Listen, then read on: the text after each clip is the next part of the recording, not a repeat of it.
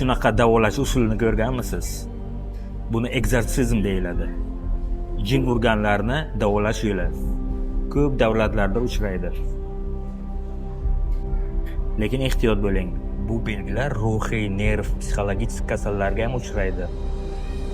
Shuning uchun bunaqa paytda bularga domlo emas, balki o'qigan doktor va aniq diagnoz kerak. Aks holda yanada zarar keltirishimiz mumkin. Masalan, Mixail Analiza epilepsiyadan qiynalgan va uni ota-onasi egzorsizmni tanlagan. Oxir-oqibatda qiz bola 10 oy qiynalib, azob yeb 23 yoshda vafot etgan. 21-asrda bu irim-chirimlarni ko'rish ham kulgili, ham qayg'uli.